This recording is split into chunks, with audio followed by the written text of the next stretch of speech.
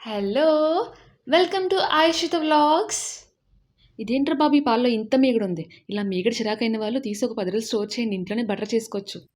Smooth texture and మంచి షేప్తో ఎక్కువ రోజులు నిల్వ ఉండేలా చేసి చూపిస్తాను. ఇంకెందుకు ఆలస్యం, తయారు చేసుకునే విధానం, కావాల్సిన పదార్థాలు చూద్దాం. ముందుగా మలై, అదేనండి మీగడ, ఒక కప్పు, చిటికెడంత ఉప్పు, చిటికెడంత లెమన్ ఎల్లో కలర్, చల్లటి నీళ్లు 1 లీటర్. తయారు చేసుకునే విధానం చూద్దాం. ముందుగా ఒక కప్పు మలై తీసుకున్నాను. దీన్ని మీగడ అని అంటారు. చాలామంది దీన్ని పాలపైన తీసుకుంటారు, పెరుగు పైన కూడా తీసుకుంటారు. నేనైతే పెరుగు పైన తీసుకున్నాను. ఇది నేను 10 రోజుల నుంచి స్టోర్ చేసి పెట్టుకున్నానండి. ఇప్పుడు దీన్ని మిక్సీ పట్టుకోవాలి. చూడండి, ఇలా మిక్సీ జార్లో వేసి మిక్సీ పట్టుకుంటాం. చూడండి, ఇలా నీళ్ళని సెపరేట్ అయిపోయేంత వరకు దీన్ని మిక్సీ పట్టుకోవాలి. కాస్త ఎక్కువ టైం పడుతుందండి, అంటే వెన్న పైకి వచ్చి నీళ్ళు కిందకి వెళ్ళిపోతాయి. ఇలా మీగడంతా మిక్సీ పట్టుకున్న తర్వాత దీనిని చల్లనీటిలో వేసుకోవాలి. ఇలా కూలింగ్ వాటర్లో వేసుకోవాలి. నేను ముందుగానే వాటర్ కూల్ చేసి పెట్టుకున్నానండి. ఇలా ఈ వెన్నని 2 నుంచి 3 సార్లు కూలింగ్ వాటర్లో బాగా కడుక్కోవాలి. చూడండి, ఇలా చేయడం వల్ల దీనిలో ఉన్న నీళ్ళన్నీ కిందకు వచ్చేస్తాయి. కడిగిన తర్వాత ఇలా గట్టిగా నొక్కుకోవాలంటే చూడండి నీళ్ళు ఎలా వస్తున్నాయో.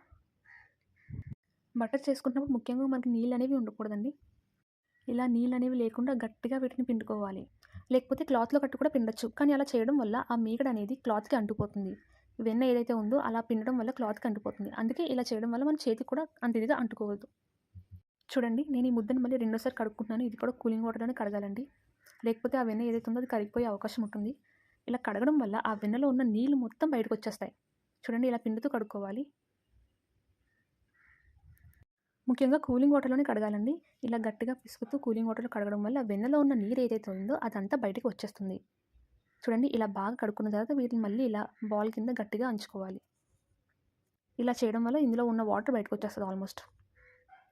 ముందు చేసిన బాల్కి ఇప్పుడు చేసిన బాల్కి మీరు చూసినట్టయితే నీరు అనేవి అంత ఎక్కువగా రావట్లేదు. ఆల్మోస్ట్ ఇందులో ఉన్న నీరు అనేవి ముందే బయటకు వచ్చేసినాయి. మీకు కొత్త అయితే మీరు ఇంకొకసారి నీళ్ళలో వేసి కడుక్కోండి. నాకు అలవాటు ఉంది కాబట్టి నేను వెన్నలో ఉన్న నీరన్నీ బయటకు వచ్చేసేలా పిండుకున్నాను.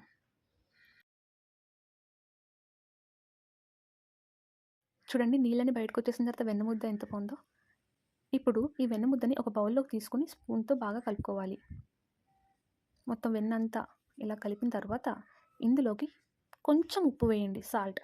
బాగా ఎక్కువ కాదండి, కొంచెం. సాల్ట్ ఇష్టం లేని వారు మీరు స్కిప్ చేసుకున్నా పర్వాలేదు. అమూల్ బటర్లో కొంచెం సాల్ట్ అనేది వాళ్ళు వేసుకుంటారు. కొంచెమే వేయాలండి సాల్ట్, మరీ ఎక్కువ వేస్తే అది ఉప్పు అయిపోతుంది. తర్వాత చిటికెడు లెమన్ ఎల్లో కలర్ వేసి వీటిని బాగా కలుపుకోవాలి. ఈ కలర్ వేయడం వల్ల ఈ బటర్కి ఈ రంగు వస్తుంది. మీరు కలర్ స్కిప్ చేసుకుంటారంటే మీ ఇష్టం. దీన్ని మొత్తం అంతా కలిసేలా బాగా కలపాలండి. చూడండి, ఆఖరికి ఇలా వస్తుంది బటర్ మొత్తం. మీ దగ్గర బటర్ పేపర్స్ ఉంటే పర్వాలేదు, అది లేకపోతే కనుక ఇలా ప్యాకింగ్ కవర్స్ ఉంటాయి కదండి, ఈ ప్యాకింగ్ కవర్ తీసుకొని మీరు ఏదైతే బౌల్లోకి తీసుకున్నారో ఆ షేప్ కట్ చేసుకొని ఆ బౌల్లోకి పెట్టుకోవాలి. చూడండి, ఇలా పెట్టుకున్న తర్వాత మనం ముందుగా తయారు చేసి పెట్టుకున్న బటర్ ఇందులో వేసుకోవాలి. అంటే ఈ షేప్ రావడానికి, ఈ కంటైనర్ షేప్ రావడానికి మీకు ఏ షేప్ కావాలంటే ఆ బౌల్లోకి వేసుకుంటే సరిపోతుంది. ఇలా బాక్స్ మొత్తం బటర్ నింపేసి దీన్ని ఒక 3 గంటల పాటు డీప్ ఫ్రిడ్జ్లో పెట్టాలి.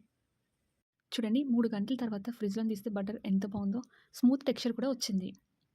ఇప్పుడు దీన్ని బాక్స్ నుంచి తీసి ప్యాకింగ్ కవర్ తీద్దాం. చూడండి ఎంత బాగుందో. దీన్ని నేను ఇలా ముక్కలు కోసుకొని పెట్టుకున్నానండి బటర్. కట్ చేసుకోవచ్చు, కట్ చేసుకోకపోవచ్చు అండి. చూడండి, సేమ్ అమూల్ బటర్ ఎంత బాగా సింపుల్గా రెడీ అయిపోయిందో. అంతేనండి, మీరు కూడా ట్రై చేయండి. ఇలాంటి మరిన్ని వీడియోస్ కోసం like, share and subscribe. By by.